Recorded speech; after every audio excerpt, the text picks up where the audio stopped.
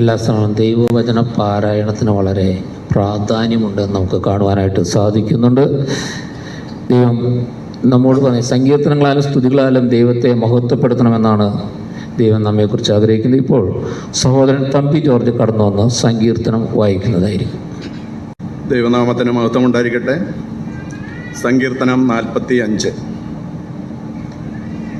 എൻ്റെ ഹൃദയം ശുഭവചനത്താൽ കവിയുന്നു, എൻ്റെ കൃതി രാജാവിന് വേണ്ടിയുള്ളത് എന്ന് ഞാൻ പറയുന്നു. എൻ്റെ നാവ് സമർത്ഥനായ ലേഖകൻ്റെ എഴുത്തുകോൽ ആകുന്നു.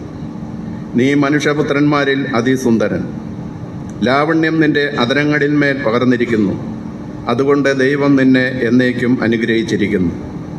വീരനായുള്ളവേ, നിൻ്റെ വാൾ അരയ്ക്ക് കെട്ടുക, നിൻ്റെ തേജസ്സും നിൻ്റെ മഹിമയും തന്നെ. സത്യവും സൗമ്യതയും നീതിയും പാലിക്കേണ്ടതിന് നീ മഹിമയോടെ കൃതാർത്ഥനായി വാഹനമേറി എഴുന്നള്ളുക. നിന്റെ വലങ്കൈ ഭയങ്കര കാര്യങ്ങളെ നിനക്ക് ഉപദേശിച്ച് തരുമാറാകട്ടെ. നിന്റെ അസ്ത്രങ്ങൾ മൂർച്ചയുള്ളവയാകുന്നു, ജാതികൾ നിന്റെ കീഴിൽ വീഴുന്നു. രാജാവിൻ്റെ ശത്രുക്കളുടെ നെഞ്ചത്ത് അവ തറയ്ക്കുന്നു. ദൈവമേ, നിന്റെ സിംഹാസനം എന്നും എന്നേക്കും ഉള്ളതാകുന്നു.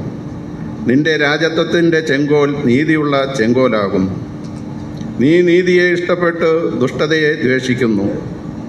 അതുകൊണ്ട് ദൈവം നിന്റെ ദൈവം തന്നെ. നിന്റെ കൂട്ടുകാരിൽ പരമായി നിന്നെ ആനന്ദ തൈലം കൊണ്ട് അഭിഷേകം ചെയ്തിരിക്കുന്നു. നിന്റെ വസ്ത്രമെല്ലാം മൂറും ചന്ദനവും ലവംഗവും കൊണ്ട് സുഗന്ധമായിരിക്കുന്നു. ദന്തമന്ദിരങ്ങളിൽ നിന്ന് കമ്പിനാദം നിന്നെ സന്തോഷിപ്പിക്കുന്നു.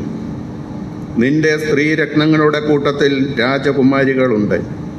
നിന്റെ വലത്തുഭാഗത്ത് രാജ്ഞി ഓഫീർ തങ്കം അണിഞ്ഞു നിൽക്കുന്നു.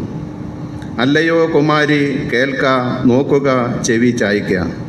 സ്വജനത്തെയും നിന്റെ പിതൃഭവനത്തെയും മറയ്ക്ക. അപ്പോൾ രാജാവ് നിന്റെ സൗന്ദര്യത്തെ ആഗ്രഹിക്കും. അവൻ നിന്റെ നാഥനല്ലോ, നീ അവനെ നമസ്കരിച്ചു കൊള്ളുക. സോർ നിവാസികൾ ജനത്തിലെ ധനവാന്മാർ തന്നെ. കാഴ്ചവെച്ച് നിന്റെ മുഖപ്രസാദം തേടും. അന്തപുരത്തിലെ രാജകുമാരി ശോഭ പരിപൂർണയാകുന്നു.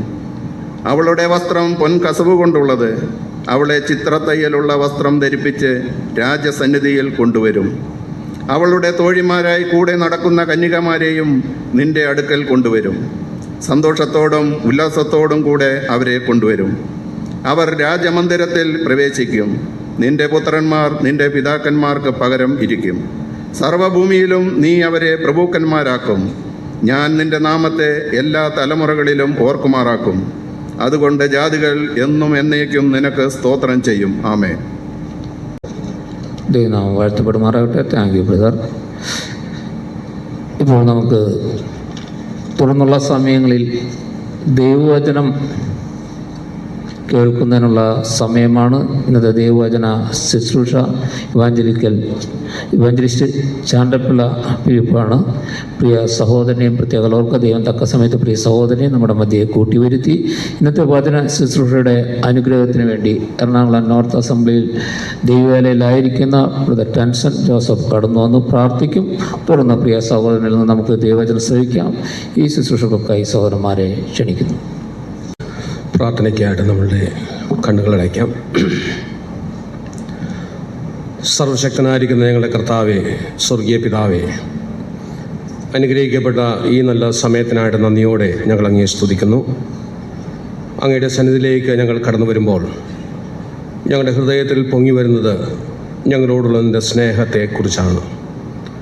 കർത്താവേ, അവിടുത്തെ സ്നേഹം എത്രയോ ഉദാത്തമായ സ്നേഹമാണ്. ശത്രുക്കളാകുന്ന പാപികളാകുന്ന ഒരു നിലയിലും ദൈവസന്നിധിയിലേക്ക് അടുത്തു വരാൻ യോഗ്യതയില്ലാത്ത ഞങ്ങളെയാണ് കർത്താവെ അവിടുന്ന് സ്നേഹിച്ച് അവിടുത്തെ മക്കളാക്കി തീർത്തത്. കർത്താവെ, നീ ചെയ്ത ആ വലിയ നന്മയെ ഓർത്ത് ഞങ്ങൾ നിന്നെ സ്തുതിക്കുകയും ഞങ്ങളുടെ ഹൃദയം നിറഞ്ഞ നന്ദി കർത്താവെ ഞങ്ങൾ അറിയിക്കുകയും ചെയ്യുന്നു. അപ്പോൾ കർത്താവെ, അവിടുത്തെ ആ നിസ്തുല്യമായ പ്രവൃത്തി മുഖാന്തരം ഈ ഭൂമിയിൽ കർത്താവെ ഞങ്ങൾക്ക് വളരെ പ്രത്യാശയോടുകൂടെ നിലനിൽപ്പാൻ തക്കവണ്ണവും നീ ഞങ്ങളെ സഹായിക്കുന്നല്ലോ. ഈ ലോകത്തിൽ കർത്താവെ വളരെ കഷ്ടങ്ങളും പ്രയാസങ്ങളും ബുദ്ധിമുട്ടുകളും ഒക്കെ നിറഞ്ഞിരിക്കുമ്പോൾ അവിടുത്തെ മക്കളാകുന്ന ഞങ്ങൾ കർത്താവെ അങ്ങയുടെ പൂർണ്ണമായ സമാധാനം ഉൾക്കൊണ്ടുകൊണ്ട് ഞങ്ങളായിരിക്കുന്ന ഓരോ സ്ഥാനത്തും ദൈവത്തെ മഹത്വപ്പെടുത്തിയും കർത്താവെ അങ്ങയെ ആരാധിച്ച് മുന്നോട്ട് പോകുവാൻ നീ ഞങ്ങളെ സഹായിക്കുന്നതിനായി സ്തോത്രം. ഞങ്ങൾ കൂടി വരുന്ന ഏത് കൂട്ടായ്മയിലും ദൈവത്തെ ഉയർത്തുക എന്നുള്ളത് ഞങ്ങളുടെ ഉത്തരവാദിത്തമാണല്ലോ. അതുകൊണ്ട് ആ നിലയിൽ കർത്താവെ ഞങ്ങൾ നിന്നെ സ്തുതിക്കുകയും ഞങ്ങൾ നിന്നെ മഹത്വപ്പെടുത്തുകയും ചെയ്യുന്നു. അവിടുന്ന് എന്നേക്കും വാഴുന്നവനായ ദൈവം, അവിടുന്ന് സർവശക്തനായ ദൈവം, അവിടുന്ന് അനാദിയായും ശാശ്വതമായും ദൈവം, സർവ്വ മഹത്വവും കർത്താവെ അങ്ങയുടെ മുൻപാകെ ഞങ്ങൾ അർപ്പിക്കുന്നു. കർത്താവെ, ഇന്ന് ഞങ്ങൾക്കിങ്ങനെ കൂടി വരുവാൻ നീ ഞങ്ങളെ സഹായിച്ചതിനായ സ്തോത്രം. പ്രിയ സഹോദരൻ അഡ്രിയലിൻ്റെയും അതുപോലെ പ്രിയ സഹോദരി ലിഡിയയുടെയും വിവാഹ ദിനത്തിലേക്ക് ഞങ്ങൾ പ്രവേശിച്ചിരിക്കുകയാണ്. കഴിഞ്ഞ നാളുകളിൽ പ്രിയപ്പെട്ടവർക്ക് വേണ്ടി ഞങ്ങൾ വ്യക്തികളായും സഭയായും ഒക്കെ പ്രാർത്ഥിക്കുവാനിടയായിത്തീർന്നു. കർത്താവെ, അതിൻ്റെ ഒരു ഉത്തരം എന്നുള്ള നിലയിൽ കർത്താവ് ഞങ്ങൾക്ക് ഇന്നിവിടെ കൂടി വരുവാൻ, പ്രിയപ്പെട്ടവരുടെ വിവാഹ ജീവിതത്തിൻ്റെ ആരംഭം ഇവിടെ കുറിക്കുവാൻ നീ ഞങ്ങളെ സഹായിച്ചതിനായ സ്തോത്രം. കർത്താവെ, അവരുടെ ജീവിതം കൊണ്ട് അവിടുന്ന് ഉദ്ദേശിക്കുന്നതായ നിലയിൽ കർത്താവെ കാര്യങ്ങൾ മുന്നോട്ട് കൊണ്ടുപോകുവാൻ, മാത്രമല്ല നല്ലൊരു ക്രിസ്തീയ കുടുംബം കെട്ടിപ്പടുപ്പാൻ തക്കവണ്ണം അവിടുന്ന് ഇടയാക്കി തീർക്കുകയും ചെയ്യണമേ എന്ന് ഞങ്ങൾ പ്രത്യേകം പ്രാർത്ഥിക്കുന്നു. കർത്താവെ, ഞങ്ങൾക്ക് ഇങ്ങനെ കൂടി വരുമ്പോൾ അവിടുത്തെ വചനത്തിൽ നിന്ന് ആവശ്യമാകുന്നതായ വചനങ്ങൾ കർത്താവെ ഞങ്ങൾക്ക് കേൾക്കുവാൻ അവിടുന്ന് ഇടയാക്കി തീർക്കണം എന്ന് പ്രാർത്ഥിക്കുന്നു. പ്രത്യേകിച്ച് അതിനായിട്ട് കർത്താവെ അവിടുത്തെ ദൈവദാസനെ അവിടുന്ന് കൂട്ടിക്കൊണ്ടുവന്നു. കർത്താവെ, തന്നിലൂടെ ഞങ്ങൾ ദൈവവചനം കേൾക്കുകയും മാത്രമല്ല ഞങ്ങളുടെ ജീവിതത്തിൽ ഏറ്റെടുക്കേണ്ടതായ കാര്യങ്ങൾ ഏറ്റെടുത്തുകൊണ്ട് കർത്താവിൻ്റെ ആ വഴികളിൽ നിൽപ്പാൻ തക്കവണ്ണം ഞങ്ങളെ സഹായിക്കണം. പ്രത്യേകിച്ച് പ്രിയ കുഞ്ഞുങ്ങൾ രണ്ടുപേരെയും ആ നിലയിൽ സഹായിക്കണമേ. അവരുടെ ജീവിതത്തിൻ്റെ ആരംഭത്തിൽ തന്നെ ദൈവവചനത്തിൻ്റെ എല്ലാ സ്വാധീനവും ഉണ്ടാകുവാനും ദൈവവചനത്തിൽ ആശ്രയിച്ച് അവരുടെ കുടുംബജീവിതം മുന്നോട്ട് കൊണ്ടുപോകുവാനും അവിടുന്ന് ഇടയാക്കി തീർക്കണം. ആ നിലയിൽ ആവശ്യമാകുന്ന ദൈവവചനം ഞങ്ങൾക്കും പ്രിയപ്പെട്ടവർക്കും നൽകണമേ. അവിടുത്തെ വചനം സംസാരിക്കുന്നതായ ദേവദാസന് ആവശ്യമാവുന്ന കൃപ കൊടുക്കണം. പരിശുദ്ധാത്മാവിൻ്റെ പരിപൂർണമായ നിയന്ത്രണത്താൽ അവിടുന്ന് താങ്ങണം എന്ന് പ്രാർത്ഥിക്കുന്നു. അവിടുത്തെ എല്ലാ ദൈവകൃപയ്ക്കായിട്ടും സ്തോത്രം. തിരുനാമം എല്ലാ രീതിയിലും അടിയങ്ങളുടെ മഹത്വപ്പെടുത്തണമേ. സകലത ഞങ്ങൾക്കായി ജീവന വെച്ച കർത്താവായ യേശു ക്രിസ്തുവിൻ്റെ നാമത്തിൽ അടിയങ്ങൾ അപേക്ഷിക്കുന്നു. കേൾക്കുമാറാകണമേ. അദ്രിയേലിൻ്റെയും ലിഡിയായുടെയും വിവാഹം ഈ ദിവസം നടക്കുന്നു എന്നുള്ളത് ഒരു പ്രത്യേക സവിശേഷതയായിട്ട് എനിക്ക് തോന്നുന്നു. രണ്ട് കാരണങ്ങളാണ് എൻ്റെ മനസ്സിലേക്ക് വന്നത്.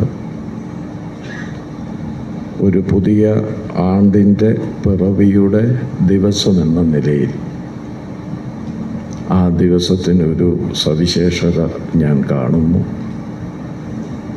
രണ്ടാമത്, വെള്ളിയാഴ്ച ദിവസം സാധാരണയായി വ്യാഴമായിരുന്നു. വ്യാഴാഴ്ച ദിവസം വിവാഹം നടക്കും. എന്നാൽ വെള്ളിയാഴ്ച ദിവസമാണ് ദൈവസൃഷ്ടിയിലൊടുവിലായി മനുഷ്യനെ ദൈവം സൃഷ്ടിച്ചത്. അതിൻ്റെ തലേ ദിവസം എന്നുള്ള നിലയിലും ഒരു പ്രത്യേകത എന്നെ സംബന്ധിച്ച് എനിക്കുണ്ട്. അദ്രിയേൽ, ലിഡിയ ഇവരുടെ വിവാഹത്തിൽ സംബന്ധിക്കാൻ വളരെ സന്തോഷത്തോടെ സന്നിഹിതരായിരിക്കുന്ന, വിവിധ സ്ഥലങ്ങളിൽ നിന്ന് എത്തിച്ചേർന്നിരിക്കുന്ന എല്ലാവർക്കും ക്രിസ്തുവിൻ്റെ നാമത്തിലുള്ള സന്തോഷവും സ്നേഹവും ഞാനിവിടെ അറിയിക്കുകയാണ്. അദ്രിയേലിൻ്റെ പിതാവുമായിട്ടുള്ള ബന്ധം കുറേ കാലമായിട്ട് ഉള്ളതാണ്. എൻ്റെ ഓർമ്മ തെറ്റുകയില്ലെങ്കിൽ 2012 മുതലുള്ള ബന്ധമാണ് എന്ന് ഞാൻ മനസ്സിലാക്കുന്നു. കർത്താവിൻ്റെ വചന ശുശ്രൂഷയ്ക്ക് വിവിധ സ്ഥലങ്ങളിൽ പൊയ്ക്കൊണ്ടിരിക്കുന്ന ഒരു വ്യക്തിയാണ് ഞാനെന്നുള്ളത് ഇവിടെ വന്നിരിക്കുന്ന ഭൂരിപക്ഷം ആളുകൾക്കും അറിയാം. അങ്ങനെ ആ ശുശ്രൂഷയ്ക്കായി അദ്ദേഹം മുൻപായിരുന്ന മസ്കറ്റിൽ അദ്ദേഹം ഉൾപ്പെട്ടു പോന്ന സഭയുടെ ക്ഷണം സ്വീകരിച്ച് ഞാനും എൻ്റെ ഭാര്യയും ശുശ്രൂഷയ്ക്കായിട്ട് അവിടെ എത്തുകയും ചില ദിവസങ്ങൾ അവരോടൊരുമിച്ച് താമസിച്ച് ആത്മീയമായി നല്ല ബന്ധം പുലർത്തുവാനുള്ള അവസരം ഉണ്ടായി എന്നുള്ളതും കൂടിയാണ് ഈ വിവാഹ ശുശ്രൂഷയ്ക്ക് വരുവാൻ എന്നെ വളരെ സന്തോഷിപ്പിച്ചത്. അന്ന് പ്രിയ മകൻ അദ്രിയേലും അബ്ദിയേലും അബീഗയിലും, ഇവരുടെ പേര് നല്ല പേരാണ്. മുഴുവനും പഴയ നിയമത്തിലെ ഭക്തരുടെ പേരാണ്. ഇവർ 3 മക്കളും അന്ന് വിദ്യാഭ്യാസം ചെയ്തുകൊണ്ടിരിക്കുന്ന സമയമാണ്.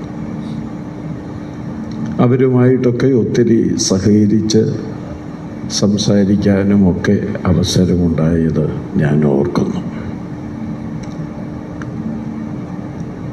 അവർ ഉൾപ്പെട്ട് നിൽക്കുന്ന കണ്ണാറ സഭയുമായിട്ടുള്ള ബന്ധവും ദീർഘവർഷങ്ങളുടെ ബന്ധമാണ്. ഞാൻ ആദ്യമായി ഇവിടെ വരുന്ന സമയത്ത് ബഹുമാന്യനായ ഐസക് സഹോദരനും ബഹുമാന്യനായ സാമു സഹോദരനുമാണ് അന്ന് ശുശ്രൂഷയ്ക്കൊക്കെ നേതൃത്വം കൊടുത്തുകൊണ്ടിരുന്നതായിട്ട് എനിക്ക് ഓർമ്മയുണ്ട്. വളരെ വർഷം മുൻപാണ്, 80കളുടെ ഏതാണ്ട് ഒരു മധ്യഭാഗത്തായിട്ടാണ്. അപ്പോൾ അത്രയും ഒരു ബന്ധം കണ്ണാറ സഭയുമായിട്ട് എനിക്കുണ്ട്. ആ കണ്ണാറ സഭയ്ക്ക് ഈ ഭവനം വളരെ അനുഗ്രഹമായിരിക്കുന്നു എന്നുള്ളത് ഞാൻ മനസ്സിലാക്കുന്നുണ്ട്. അതോടൊപ്പം തന്നെ മകൾ ലിഡിയ, അവരുടെ മാതാപിതാക്കളെ അത്ര കണ്ട ഒരു പരിചയബന്ധം ഞാൻ ഓർക്കുന്നില്ല. ഒരുപക്ഷെ വൈപ്പിനിൽ ആരംഭകാലത്ത് ചെന്നപ്പോൾ ആ ഭവനവുമായിട്ടുള്ള ബന്ധം ആത്മീയമായി ഉണ്ടായിട്ടുണ്ട്. അവിടെ അവരിപ്പോൾ പോകുന്ന എറണാകുളം നോർത്ത് അസംബ്ലി, അത് വളരെ വർഷങ്ങളുള്ള സഭയാണ്. ആ സഭയുമായി ശുശ്രൂഷയോടുള്ള ബന്ധത്തിൽ വളരെ അടുത്ത ബന്ധം പുലർത്തുവാൻ ഇടവന്നിട്ടുണ്ട്. അങ്ങനെ ഇരു ഭവനങ്ങളും ഇരു സഭകളും എനിക്ക് വളരെ വേണ്ടപ്പെട്ടതാണെന്ന് പറയുമ്പോൾ തന്നെ ഇരു ഭവനങ്ങളിലെയും മാതാപിതാക്കൾ, ബന്ധുമിത്രാദികൾ എല്ലാവരുമായിട്ടും ഒരു നല്ല ബന്ധമുണ്ട്. വന്നിട്ടുള്ള സഹോദരീ സഹോദരന്മാരും മിക്കവാറും ഞാനുമായിട്ട് വളരെ അടുത്ത ആത്മീയ ബന്ധം പുലർത്തുന്നവരുമാണ്. അങ്ങനെയൊക്കെ ഈ ശുശ്രൂഷ നിർവഹിക്കാൻ വലിയ സന്തോഷമുള്ളവനായിട്ടാണ് നിങ്ങളുടെ മുൻപിൽ നിൽക്കുന്നത്. ഈ അദ്രിയേൽ എന്ന വാക്കിനർത്ഥം കഴിഞ്ഞ ദിവസം ഞാൻ നോക്കി, 2 അർത്ഥമാണ് അവർ പറഞ്ഞത്. ഒന്ന്, യഹോവയുടെ പ്രഖ്യാപനം എന്നുമുണ്ട്, യഹോവയുടെ വാഗ്ദത്തം എന്നുമുണ്ട്. കുറേ കൂടെ മനസ്സിന് സുഖം കിട്ടാൻ ഞാൻ 2ാമത്തെ അർത്ഥമെടുക്കുകയാണ്, യഹോവയുടെ വാഗ്ദത്തം. അതെ, മൂത്ത മകനല്ലേ, യഹോവയുടെ വാഗ്ദത്തമാണവൻ. ലിഡിയയുടെ അർത്ഥം നോക്കിയില്ല. ഞാൻ ഐസക് സാറിനോട് ചോദിച്ചു, എന്താ സാറേ അതിൻ്റെ അർത്ഥം? അർത്ഥമുണ്ട്, ബൈബിളിലെ പേരുകൾക്കൊക്കെ അർത്ഥമുണ്ട്. പക്ഷേ ഒന്നെനിക്കറിയാം, ഇനി ഞാൻ അർത്ഥം മറന്നുപോയെങ്കിലും ലിഡിയ എന്നതിൻ്റെ മലയാള പദം ലുദിയ എന്നാണ്. ആ ലുദിയായെ ആദ്യം കാണുന്നത് അപ്പോസ്തല പ്രവൃത്തികൾ 16-ാം അധ്യായത്തിലാണ്. ആ ഒരൊറ്റ സ്ത്രീ നിമിത്തം യൂറോപ്പിൽ സുവിശേഷ വേലയ്ക്ക് പൗലോസിന് വലിയൊരു പിൻബലമായിരുന്നു എന്നുള്ളത് എനിക്ക് തോന്നുന്നു അദ്രിയേലിനേക്കാൾ കുറേ കൂടെ മികച്ച ഒരു പേരായിട്ട് അതിരിക്കുന്നുണ്ട്. ഈ 2 കുഞ്ഞുങ്ങളും കർത്താവായ യേശു ക്രിസ്തുവിനെ വ്യക്തിപരമായിട്ട് അംഗീകരിച്ച് ദൈവവചനാനുസരണം പിതാവിൻ്റെയും പുത്രൻ്റെയും പരിശുദ്ധാത്മാവിൻ്റെയും നാമത്തിൽ ജലത്തിൽ സ്നാനം കഴിച്ച് ഓരോരോ സ്ഥലത്തുള്ള ദൈവവചനാടിസ്ഥാനത്തിൽ പോകുന്ന പ്രാദേശിക സഭകളുമായി ഉപദേശത്തെയും വചനത്തെയും മുറുകെ പിടിച്ച് ആരാധിക്കുന്ന മക്കളാകയാൽ എന്നെപ്പോലുള്ള ദൈവദാസന്മാർക്ക് ഈ വിവാഹ ശുശ്രൂഷയിൽ സഹകരിക്കുമ്പോൾ വളരെ അഭിമാനമുണ്ടെന്നുള്ളതും ഞാനിവിടെ ഓർപ്പിക്കുകയാണ്. ഒരുപാട് സമയം ഞാൻ പ്രഭാഷണത്തിന് എടുക്കുകയില്ല, ഞാനത് ഇന്നലെ പറഞ്ഞിട്ടുണ്ട്. ഇവിടെ നാം ഓർക്കേണ്ട കാര്യം, വിവാഹ ജീവിതത്തെക്കുറിച്ച് ആധികാരികമായി പറഞ്ഞിട്ടുള്ള ഒരു പുസ്തകമുണ്ടെങ്കിൽ അത് വിശുദ്ധ ബൈബിളാണ്. വിവിധ സ്ഥലങ്ങളിൽ നിന്നുള്ള ആളുകൾ ഇവിടെ വന്നിട്ടുള്ളത് കൊണ്ട് പറയുകയാണ്, ബൈബിളിനെ സംബന്ധിച്ച് നിങ്ങൾക്കൊരു വ്യക്തമായ കാഴ്ചപ്പാടുണ്ടോ? ബൈബിള് പലരും ചിന്തിക്കുന്നത് പോലൊരു മതഗ്രന്ഥമല്ല. ബൈബിളിനെ കുറിച്ച് തന്നെ പറഞ്ഞിരിക്കുന്ന 2-3 പ്രയോഗങ്ങളുള്ളതിൽ ഒന്ന് യഹോവയുടെ പുസ്തകം എന്ന് പറഞ്ഞിട്ടുണ്ട്, രണ്ടാമത് ദൈവവചനമെന്ന് പറഞ്ഞിട്ടുണ്ട്, മൂന്നാമത് സത്യഗ്രന്ഥം എന്ന് പറഞ്ഞിട്ടുണ്ട്. ഞാനിവിടെ ഒരർത്ഥവിരാമം കൊടുത്തുകൊണ്ട് നമുക്കൊന്നിച്ച് ചിന്തിക്കേണ്ടതിന് വേണ്ടി ചോദിക്കുകയാണ്, ഈ അവനിയുടെ മുഖത്ത് ഏത് ഗ്രന്ഥത്തിനാണ് ഈ 3 നാമങ്ങൾ അവകാശപ്പെടാൻ കഴിയുന്നത്? സത്യമായും പറഞ്ഞാൽ മറ്റൊരു ഗ്രന്ഥം ഈ നാമങ്ങൾക്ക് അവകാശപ്പെടാനില്ല, അത് ബൈബിൾ മാത്രമാണ്. ആ ബൈബിളിൽ മനുഷ്യ ജീവിതത്തിൽ അറിഞ്ഞിരിക്കേണ്ടതെല്ലാം വ്യക്തമാക്കി തന്നിട്ടുള്ളതിൽ ഒന്നാണ് വിവാഹം എന്നുള്ളത്. വിവാഹത്തെ സംബന്ധിച്ച് ഒത്തിരി കാര്യങ്ങൾ ബൈബിൾ പറയുന്നത് ഇവിടെ വിശദീകരിക്കാനുണ്ടെങ്കിലും ക്രിസ്തീയ വിശ്വാസപ്രകാരം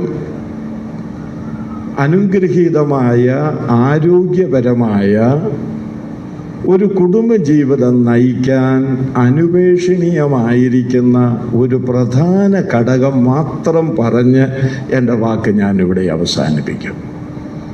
ആ പ്രധാന ഘടകം എന്ന് പറയുന്നത് ദൈവഭക്തിയാണ്. നാം ബൈബിളിൽ പഴയ നിയമത്തിലേക്ക് വരുമ്പോൾ സങ്കീർത്തനങ്ങളുടെ പുസ്തകം, ഇവിടെ 45-ാം സങ്കീർത്തനം വായിച്ചതാണ്. സങ്കീർത്തനങ്ങളുടെ പുസ്തകത്തിൽ 128-ാമത്തെ പാട്ട് അല്ലെങ്കിൽ സങ്കീർത്തനം ഇങ്ങനെ ഒരു പുരുഷനെ കുറിച്ച്, ഭർത്താവിനെ കുറിച്ച് പറഞ്ഞിട്ടുണ്ട്. യഹോവ ഭക്തനായ പുരുഷൻ ഇങ്ങനെ അനുഗ്രഹിക്കപ്പെട്ടവനാകും. ഭാര്യയെക്കുറിച്ച് എന്താ പറഞ്ഞിരിക്കുന്നതെന്നറിയാമോ? സങ്കീർത്തനങ്ങളുടെ പുസ്തകം കഴിഞ്ഞു വരുന്ന അടുത്ത പുസ്തകം സദൃശവാക്യങ്ങളുടെ പുസ്തകമാണ്. അതിന് 31 അധ്യായങ്ങളുള്ളതായി. ഇതൊക്കെ പറയുമ്പോൾ ഇവിടെ ഇരിക്കുന്ന ബ്രദറുകാര് നെറ്റ് ചുളിക്കരുത്, ഞങ്ങൾക്കിതൊക്കെ അറിയാം, നിങ്ങളെയല്ല ഇവിടെ ഉദ്ദേശിക്കുന്നത്. ഈ പറയുന്നതിൽ സങ്കീർത്തന പുസ്തകം കഴിഞ്ഞ് അടുത്തു വരുന്നത് സദൃശവാക്യങ്ങളുടെ പുസ്തകമാണ്. ആ പുസ്തകത്തിന് 31 അധ്യായങ്ങളാണുള്ളത്. ആ 31 അധ്യായങ്ങളിൽ ഒടുവിലത്തെ അധ്യായത്തിൽ അവിടെ ഒരു ഭാര്യയെക്കുറിച്ച് പറയുന്നത് ഇങ്ങനെയാണ്: യഹോവ ഭക്തിയുള്ള സ്ത്രീയോ പ്രശംസിക്കപ്പെടുമെന്നാണ്. അതുകൊണ്ട് ഇവിടെ വന്നിരിക്കുന്നവർക്ക് മനസ്സിലാകുന്ന വിധത്തിൽ വാക്കുകൾ പെറുക്കി പെറുക്കി പറഞ്ഞ് ഞാൻ മനസ്സിലാക്കുകയാണ്. അപ്പോൾ കുടുംബജീവിതം നയിക്കുന്ന ഈ ഒരു പുരുഷനെ കുറിച്ച് അവൻ യഹോവ ഭക്തനായിരിക്കണം. കുടുംബജീവിതം നയിക്കുന്ന ഈ ഒരു സ്ത്രീയെക്കുറിച്ച് പറയുന്നു, യഹോവ ഭക്തയായിരിക്കണം. ഞാൻ ഇങ്ങോട്ടൊന്ന് തിരിയട്ടെ. പ്രിയ മകനും മകളും ഇപ്പോൾ ഇവിടെ പറഞ്ഞു കേട്ടതുപോലെ ദൈവം ചില മിനിറ്റുകൾ കഴിയുമ്പോൾ നിങ്ങളെ വിശുദ്ധ വിവാഹ ശുശ്രൂഷയിലൂടെ കുടുംബജീവിതത്തിലേക്ക് കൊണ്ടുവരും. അങ്ങനെ നിങ്ങൾ ഭർത്താവും ഭാര്യയുമായി മാറും. മക്കളെ, കുറേ കാശുള്ളത് കൊണ്ട് കുടുംബജീവിതം അനുഗ്രഹിക്കപ്പെടുകയില്ല, അത് നിങ്ങൾക്കറിയാം. നിങ്ങളുടെ വീടിൻ്റെ മുൻവശത്ത് നല്ല ഇനം കാറുള്ളത് കൊണ്ട് കുടുംബം അനുഗ്രഹിക്കപ്പെടുകയില്ല. നിങ്ങളെല്ലാം കൂടെ കേൾക്കാനായി പറയുന്നത്.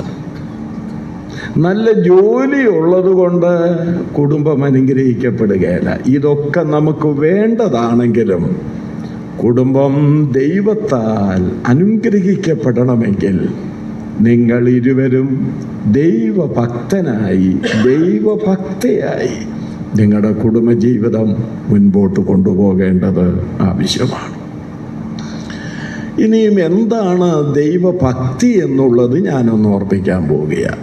നമ്മുടെ ഇടയിൽ ബ്രദറുകാരായ നമ്മുടെ ഇടയിൽ ക്ലാസ് എടുക്കുന്നവരൊക്കെ ദൈവഭക്തി ദൈവഭക്തി ദൈവഭക്തി എന്നൊക്കെ പറഞ്ഞു പോകാറുണ്ട്. ഇതെന്നാ സാധനം? ഇതെങ്ങനെയാണ് ഈ ഭക്തി ഉണ്ടാകുന്നത്? ഒന്ന് ചിന്തിച്ചു കൊള്ളുക. ദൈവഭക്തിയുടെ അടിസ്ഥാനം എന്ന് പറയുന്നത് ക്രിസ്തുവാണ്. ക്രിസ്തുവിനെ മാറ്റി നിർത്തിക്കൊണ്ടുള്ള ഒരു ഭക്തിയുള്ള ജീവിതം നയിക്കാൻ ആർക്കും കഴിയുകയില്ല. ഞാൻ ഒന്ന് രണ്ട് ഉദാഹരണങ്ങളൊന്ന് പറഞ്ഞു കൊള്ളട്ടെ. ഇപ്പോൾ എല്ലാവരും ധാർമ്മിക ജീവിതം പ്രസംഗിച്ചിട്ട് ആ ധാർമ്മിക ജീവിതം നയിക്കുന്നതാണ് ഭക്തിയുള്ള ജീവിതം എന്ന് പറയുന്നവരുണ്ട്. പക്ഷെ ഞാൻ പഠിക്കുന്ന ഈ ബൈബിളിൽ അത് പറഞ്ഞിട്ടില്ല. ധാർമ്മിക ജീവിതം എല്ലാ മതങ്ങളും പ്രസംഗിക്കുന്നുണ്ട്. എല്ലാ മതത്തിലെയും പ്രഭാഷകരത് ധാർമ്മിക ജീവിതം പ്രസംഗിക്കുന്നുണ്ട്. പക്ഷേ ബൈബിളിൽ പ്രസംഗിക്കേണ്ടത് ധാർമ്മിക ജീവിതമല്ല, ക്രിസ്തീയ ജീവിതമാണ്. ക്രിസ്തീയ ജീവിതമാണ്. ക്രിസ്തു കേന്ദ്രീകൃതമായ ജീവിതമാണ് യഥാർത്ഥമായിരിക്കുന്ന ദൈവഭക്തി. തിമോത്തിയോസിന്റെ 1-ാം ലേഖനം 3-ാം അധ്യായത്തിന്റെ ഒടുവിലേക്ക് വരുമ്പോൾ യേശുക്രിസ്തു ജഡത്തിൽ വെളിപ്പെട്ടു, മരിച്ചു, അടക്കപ്പെട്ടു, ഉയർത്തെഴുന്നേറ്റു, തേജസ്സിൽ എടുക്കപ്പെട്ടു. ഇതൊക്കെ പറഞ്ഞിട്ട് ഒടുവിൽ പറയുന്ന ഒരു വാചകമുണ്ട്. അങ്ങനെ ദൈവഭക്തിയുടെ മർമ്മം സമ്മതമാകും വണ്ണം വെളിപ്പെടുന്നു. സ്തോത്രം. നിങ്ങൾക്ക് മനസ്സിലായി കാണും. നമ്മുടെ ഇടയിൽ പോലും ഇത് സംബന്ധിച്ച് ഒത്തിരി കുഴപ്പങ്ങളാണ് ഉള്ളത്. ഒന്ന് കള്ളു കുടിക്കാതിരിക്കുന്നത്, ബീഡി വലിക്കാതിരിക്കുന്നത്, മോഷ്ടിക്കാൻ പോകാതിരിക്കുന്നത്, മറ്റു ചില മോശമായ പ്രവൃത്തികൾ ചെയ്യാതിരിക്കുന്നത്, അത് ഭക്തിയുള്ള ജീവിതമാണെന്ന് പലരും ചിന്തിക്കുന്നത്. അത് വേണ്ടെന്നല്ല, അത് വേണം. പക്ഷെ അത് മാത്രമായതുകൊണ്ട് ദൈവം പ്രസാദിക്കുന്ന ഭക്തിയുള്ള ജീവിതമാകുകയില്ല. ദൈവം പ്രസാദിക്കുന്ന ഭക്തിയുള്ള ജീവിതമാണെങ്കിൽ യേശു ക്രിസ്തുവിൽ അടിസ്ഥാനപ്പെട്ടുള്ള ജീവിതമായിരിക്കണം. ഒറ്റ ഉദാഹരണം കൂടെ പറയുമ്പോൾ നിങ്ങൾക്കത് മനസ്സിലാകും. ഈ ബൈബിളിൽ അപ്പോസ്തലന്മാരുടെ പ്രവൃത്തികൾ അടങ്ങിയിരിക്കുന്ന ഒരു പുസ്തകമാണ്. ആ പുസ്തകത്തിൽ 10-ാം അധ്യായത്തിന്റെ ആരംഭത്തിൽ 100 പട്ടാളക്കാർക്ക് അധിപതിയായ ഒരു കൊർന്നല്യോസിനെ കുറിച്ച് പറയുന്നുണ്ട്. ആ കൊർന്നല്യോസിനെ കുറിച്ച് പറയുന്നത് കേട്ടാലുണ്ടല്ലോ, ഇന്നത്തെ വിശ്വാസി മാറി നിൽക്കും. എന്താ അദ്ദേഹത്തെ കുറിച്ച് പറയുന്നത്? അദ്ദേഹം യഹോവ ഭക്തനാണ്, വളരെ ധർമ്മങ്ങൾ ചെയ്യുന്നവനാണ്, എപ്പോഴും പ്രാർത്ഥിക്കുന്നവനാണ്, കുടുംബമായി ദൈവത്തെ ഭയപ്പെടുന്നവനാണ്. മനസ്സിലായില്ലേ? പക്ഷെ ഇയാളുടെ ഭക്തിയൊക്കെ നല്ലതാ, പക്ഷെ ദൈവം പ്രസാദിക്കുന്നില്ല. അതുകൊണ്ട് എന്താ സംഭവിച്ചെന്നറിയാമോ? കൊർന്നല്യോസിന് ഒരു ദർശനത്തിൽ ദൂതൻ വെളിപ്പെട്ടിട്ട് പറഞ്ഞു, നിന്റെ വീട്ടിലെ 2 പുരുഷന്മാരെ യോപ്പയിലേക്ക് അയക്കണം. അവിടെ പത്രോസ് എന്ന് പേരുള്ള ഒരാളുണ്ട്. അവനെ നിന്റെ വീട്ടിൽ വിളിച്ചു വരുത്തി സുവിശേഷം പ്രസംഗിപ്പിക്കണം. പത്രോസിനും ആ ദർശനമുണ്ടായി. അങ്ങനെ പത്രോസ്, കേൾക്കുക, കൊർന്നല്യോസിന്റെ വീട്ടിൽ വന്ന് യേശു ക്രിസ്തുവിനെ കുറിച്ചുള്ള സുവിശേഷം ആ കുടുംബത്തിലുള്ളവരോട് പറഞ്ഞ് ആ കുടുംബത്തിലുള്ളവർ യേശുവിൽ വിശ്വസിച്ച് പാപമോചനം പ്രാപിച്ച് ദൈവമക്കളായി തീർന്നപ്പോഴാണ് അവന്റെ ഭക്തി ദൈവപ്രസാദമുള്ള ഭക്തിയായി മാറിയത്. ഇവിടെ ഒരു അർത്ഥവിരാമം കൊടുത്തുകൊണ്ട് ഒറ്റ വാചകത്തിൽ ഞാൻ പറയുകയാണ്, നിങ്ങൾ ഏത് വിഭാഗത്തിൽ നിന്ന് വന്നു എന്ന് എനിക്ക് അന്വേഷിക്കേണ്ട കാര്യമില്ല. നമ്മളൊക്കെ മനുഷ്യരാണ്. ദൈവത്തിനു മുഖപക്ഷമില്ല. അവിടെ ക്രിസ്ത്യാനിയെന്നോ ക്രിസ്ത്യാനി അല്ലാത്തവരെന്നോ ഒന്നും ദൈവം നോക്കുന്നില്ല. ദൈവമാണും പെണ്ണുമെന്ന് പറയുന്ന 2 ജാതികളെ സൃഷ്ടിച്ചു. ദൈവത്തിനു മുഖപക്ഷമില്ല. അതുകൊണ്ട് ഞാനിവിടെ പറയട്ടെ, നിങ്ങൾ പല കാര്യങ്ങളും വേണ്ടെന്ന് വെക്കുന്നവരായിരിക്കും, നിങ്ങൾ പല കാര്യങ്ങളും ചെയ്യാത്തവരായിരിക്കും, നിങ്ങൾ മാന്യമായ ജീവിതം നയിക്കുന്നവരായിരിക്കും. അതൊക്കെ നല്ലതായിരിക്കുമ്പോൾ തന്നെ നിങ്ങളുടെ കുടുംബം ദൈവഭക്തി പകുതിയിൽ മുന്നോട്ട് ജീവിക്കണമെങ്കിൽ യേശു ക്രിസ്തുവിനെ അടിസ്ഥാനപ്പെട്ട് വേണം ജീവിക്കാൻ. ആ ക്രിസ്തു 21 നൂറ്റാണ്ടുകൾക്ക് മുൻപ് ഈ സ്വർഗം വിട്ട് ഈ ഭൂമിയിലേക്ക് വന്നു. KP അപ്പന്റെ ഭാഷയിൽ പറഞ്ഞാൽ ചരിത്രത്തിനെത്താൻ കഴിയാത്ത ഇടത്ത് നിന്ന് അദ്ദേഹം ഈ ലോകത്തിലേക്ക് വന്നു. എന്തിനു വേണ്ടി? മനുഷ്യവർഗത്തെ അവരുടെ പാപങ്ങളിൽ നിന്ന് രക്ഷിക്കുന്നതിന് വേണ്ടിയാണ്. പ്രിയപ്പെട്ടവരെ, പാപമറിയാത്ത ക്രിസ്തുവിന്റെ മേൽ നമ്മുടെ പാപത്തെ ചുമത്തിക്കൊണ്ട് കാൽവരിയിലെ ക്രൂശിൽ പാപത്തിന്റെ ശിക്ഷയായ നരകയാതന മുഴുവൻ അവിടുന്ന് അനുഭവിച്ചുകൊണ്ട് എനിക്കും നിങ്ങൾക്കും വേണ്ടി ജീവനെ വെച്ച് തന്നതോടുകൂടെ മാനവജാതിയുടെ രക്ഷയൊരുക്കി. ആ യേശു മരിച്ച് അടക്കപ്പെട്ട് 3-ാം ദിവസം ഉയർത്തെഴുന്നേറ്റു. 40-ാം നാളിൽ സ്വർഗത്തിലേക്ക് ആരോഹണം ചെയ്തു. ഇന്ന് സ്വർഗത്തിൽ ജീവിക്കുന്നു. വേഗത്തിൽ യേശുവിൽ വിശ്വസിച്ചവരെ ചേർക്കാൻ യേശു വരാൻ പോവുകയാണെന്നുള്ള സദ്വർത്തമാനം ഞാൻ ഇവിടെ നിന്നുകൊണ്ട് അറിയിപ്പാൻ ആഗ്രഹിക്കുകയാണ്.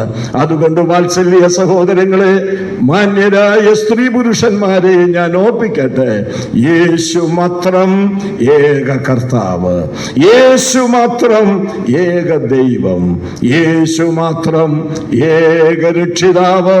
ആ യേശുവിനെ നിങ്ങളുടെ ഹൃദയത്തിലേക്ക് ഇപ്പോൾ സ്വീകരിച്ചാൽ നിങ്ങൾക്ക് ഭക്തിയുള്ള ഒരു ജീവിതം നയിപ്പാൻ കഴിയും.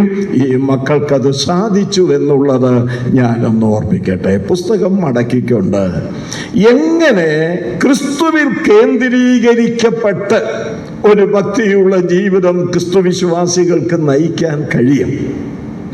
ഇന്ന് അനേക കുടുംബങ്ങളിൽ ഭക്തി നഷ്ടപ്പെട്ടു പോയിരിക്കുക. ഭാര്യയോടുള്ള ബന്ധത്തിൽ കുടുംബത്തിൽ പലർക്കും സമ്മതമില്ല. ഭർത്താവിനോടുള്ള ബന്ധത്തിലും വലിയ സമ്മതമില്ല. അവർ പൊതുവിലൊക്കെ നിൽക്കുന്നെങ്കിലും വീട്ടിലോട്ട് ചെല്ലണം. മക്കൾക്ക് ഇവർ സ്വീകാര്യരാണോ? ഈ മക്കൾക്ക് ഭർത്താവിന് ഇവർ സ്വീകാര്യരാണോ? ഭാര്യയ്ക്ക് ഇവർ സ്വീകാര്യരാണോ എന്ന് വീട്ടിലൊന്ന് ചെന്ന് നോക്കി മനസ്സിലാക്കാനായിട്ട് കഴിയുന്നതാ. എൻ്റെ വാത്സല്യ മക്കളെ, നിങ്ങളുടെ ഇരിപ്പ് നല്ലത്, നിങ്ങളെ ദൈവം അനുഗ്രഹിക്കും. പക്ഷെ ഇത് കഴിയുമ്പോൾ നിങ്ങൾ മാത്രമുള്ള ഒരു ലോകത്തിലേക്കാണ് പോകാൻ പോകുന്നത്. ഇതുവരെ നിങ്ങളുടെ മാതാപിതാക്കളുടെ സ്നേഹവും ലാളനയും കരുതലും ഒക്കെ അനുഭവിച്ചുകൊണ്ട് നിങ്ങൾ ജീവിച്ചെങ്കിൽ, ഇതൊന്നുമില്ലാതെ നിങ്ങൾ ഒറ്റപ്പെട്ട് നിങ്ങൾ മാത്രമായി, കുറെ കൂടെ വ്യക്തമായി പറഞ്ഞാൽ ഒരു അണുകുടുംബമായി നിങ്ങൾ മാറാൻ പോകുകയാണ്. അവിടെയാണ് നിങ്ങളുടെ ഭക്തി വെളിപ്പെടുത്തേണ്ടത്. അതെങ്ങനെയാണെന്ന് പറയാൻ പോവുക. ഒറ്റ വാക്യമേ അതിനുള്ളൂ, കേട്ടോളുക. 119-ാം സങ്കീർത്തനം 38-ാം വാക്യത്തിൽ ഇങ്ങനെ വായിക്കുന്നുണ്ട്. മക്കൾ വായിച്ചിട്ടുണ്ടോ? തുറക്കാൻ ബുദ്ധിമുട്ടുണ്ടോ? വേണ്ട, കേട്ടാൽ മതി. 119-ന്റെ 38-ൽ വായിക്കുന്നത് ഇങ്ങനെയാ: നിന്നോടുള്ള ഭക്തിയെ വർദ്ധിപ്പിക്കുന്നതായ നിന്റെ വചനം. നിന്നോടുള്ള ഭക്തിയെ വർദ്ധിപ്പിക്കുന്നതായ നിന്റെ വചനം. ദൈവവചനമാണ് ഒരു വിശ്വാസിയിൽ ദൈവഭക്തി വളർത്തുന്നത്. ദൈവവചനമാണ്. ദൈവവചനത്തോട് നിങ്ങൾക്ക് നല്ല ബന്ധമുണ്ടായിരിക്കണം. ഒന്നാമത് കുടുംബ പ്രാർത്ഥന വേണം.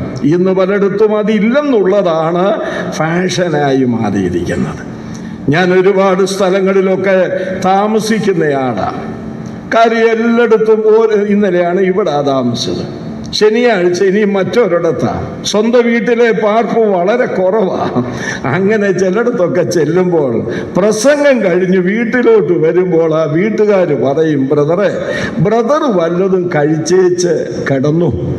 അപ്പം ഞാൻ ചോദിക്കും, എന്താ കുടുംബ പ്രാർത്ഥനയില്ലേ?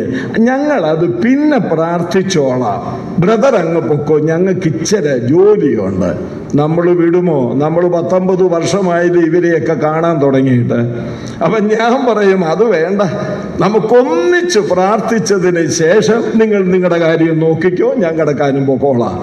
അങ്ങനെ അവരെല്ലാം കൂടെ ഒന്നിച്ചു കൂടും. എടാ പായിടാ, ഇപ്പൊ പായൊന്നും വേണ്ട, കസേറിയ എല്ലാവരും കൂടെ വന്നിരിക്കും.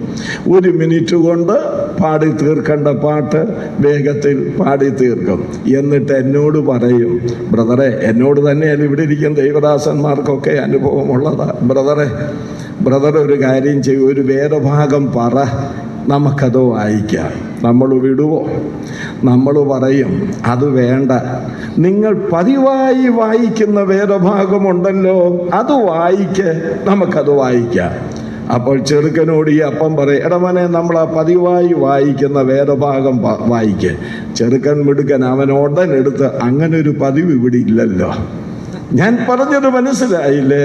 വിശ്വാസി എന്ന് പറയപ്പെടുന്നവരുടെ കുടുംബജീവിതത്തിൽ കുടുംബ പ്രാർത്ഥന, കുടുംബാരാധന അന്യം നിന്നു പോയിരിക്കുന്നുവെന്ന് ഞാൻ പറഞ്ഞാൽ അതൊരിക്കലും അധികപ്പറ്റാകുകയില്ല. മക്കളെ, രാവിലെയും വൈകുന്നേരവും സന്ധ്യായാഗത്തിലും പ്രഭാതത്തിലെ ആരാധനയിലും നിങ്ങൾ ഇരുവരും പാട്ടുപാടി വചനം വായിച്ച് മുഴങ്കാലിൽ നിന്ന് ദൈവത്തോട് പ്രാർത്ഥിച്ച് സമർപ്പിച്ച് ഈ വചനമനുസരിച്ച് മുന്നോട്ട് പോയാൽ നിങ്ങൾ ദൈവഭക്തരായിട്ട് നിങ്ങളുടെ കുടുംബത്തിൽ ജീവിക്കാൻ കഴിയും. ഒറ്റ കാര്യം കൂടെ പറയട്ടെ. ഇസഹാക്കിനെ അർപ്പിക്കാൻ പറഞ്ഞു, അർപ്പിച്ചില്ല, ദൈവം അനുവദിച്ചില്ല. അർപ്പിച്ചതായിട്ട് ദൈവം കണക്കിട്ടു. അപ്പൊ ദൈവം അവനോടൊരു കാര്യം പറയുന്നുണ്ട്, നീ നിന്റെ ഏകജാതനായ പുത്രനെ തരുവാൻ മടിക്കായകയാൽ നീ ദൈവത്തെ ഭയപ്പെടുന്നു എന്ന് ഞാൻ അറിയുന്നു. എങ്ങനെ അറിഞ്ഞു? ദൈവകൽപ്പന അനുസരിച്ചപ്പോൾ. എൻ്റെ വാത്സല്യ സഹോദരങ്ങളെ, എങ്ങനെയാണ് ഭക്തി വരുന്നത്? ദൈവവചനത്താൽ. ആ ദൈവവചനത്താൽ എങ്ങനെയാണത് ഭക്തി പ്രായോഗികമാകുന്നത്? അതനുസരിക്കുമ്പോൾ. മക്കളെ, നിങ്ങൾക്ക് നല്ലൊരു പൈതൃകമുണ്ട്, നിങ്ങൾക്ക് നല്ലൊരു പശ്ചാത്തലമുണ്ട്. അത് നഷ്ടപ്പെടുത്താതെ വണ്ണം ദൈവത്തിൻ്റെ വചനം നിങ്ങളോട് എന്തു പറയുന്നുവോ അതനുസരിച്ച് മുന്നോട്ട് പോകുന്നെങ്കിൽ ദൈവത്തിന് മഹത്വം. നിങ്ങളുടെ ചുറ്റുപാടുകളിൽ നിങ്ങൾ ഉൾപ്പെട്ടു നിൽക്കുന്ന സഭകളുടെ നടുവിൽ, വീട്ടുകാരുടെ നടുവിൽ ദൈവത്തെ ഭയപ്പെട്ട് ഭക്തിയോടുകൂടെ ജീവിക്കുവാൻ നിങ്ങൾക്ക് കഴിയും. അങ്ങനെ കഴിയുമ്പോഴുണ്ടല്ലോ ബാക്കി അനുഗ്രഹങ്ങളൊക്കെ ദൈവം നിങ്ങൾക്ക് നൽകും. കർത്താവ് അതിന് സഹായിക്കട്ടെ എന്ന് പ്രാർത്ഥിച്ചുകൊണ്ട് എൻ്റെ വാക്കുകൾ ഞാനിവിടെ അവസാനിപ്പിക്കുന്നു. അപ്പോൾ തന്നെ ഒന്നും കൂടെ, അത് പറഞ്ഞില്ലെങ്കിൽ ഞാനൊരു സുവിശേഷകന്റെ ദൗത്യം ചെയ്യാതെ വരും. അതൊന്ന് ഓർപ്പിച്ചു. അതായത് ഈ വിവാഹം മറ്റൊരു വിവാഹത്തിൻ്റെ ഒരു ചിത്രമാണ്. നിഴലെന്നൊന്നും ഞാൻ പറയുന്നില്ല, മറ്റൊരു വിവാഹത്തെ സൂചിപ്പിക്കുന്നതാണ്. ആ വിവാഹം എന്ന് പറയുന്നത് ആത്മീയ വിവാഹമാണ്. ഇത് ഭൗമിക വിവാഹമാണ്. അടുത്തതൊരു ആത്മീയ വിവാഹം നടക്കാൻ പോവുകയാണ്. അതേതാണ്? യേശു ക്രിസ്തുവും അവിടുത്തെ സഭയും ഒന്നിച്ച് സമ്മേളിക്കുന്ന ഒരു ദിവസം. അതിന് വിവാഹം എന്നൊക്കെയാണ് പറഞ്ഞിരിക്കുന്നത്. പക്ഷെ ഇതുപോലെ ആക്ഷരിക വിവാഹമൊന്നുമല്ല. ആത്മീയമായ ഒരു കാഴ്ചപ്പാടിൽ അത് ചിന്തിച്ചാൽ മതി. പ്രിയപ്പെട്ടവരെ, യേശുക്രിസ്തുവിനെ സ്വന്തം രക്ഷകനും കർത്താവുമായി ഹൃദയത്തിൽ സ്വീകരിച്ച് യേശുക്രിസ്തുവിനാൽ പാപമോചനം പ്രാപിച്ച് ദൈവമക്കളായി തീർന്ന ആ കൂട്ടത്തിനാണ് സഭ എന്ന് പറയുന്നത്. ആ സഭയെ ചേർക്കാൻ യേശു വരാൻ പോകുകയാണ്. യേശുവിന്റെ വരവിന്റെ ലക്ഷ്യങ്ങളെല്ലാം ലോകത്തിൽ കണ്ടുകൊണ്ടിരിക്കുകയാണ്. ഉടനത് സംഭവിക്കാൻ അതിന് നമുക്ക് ഒരുങ്ങാം.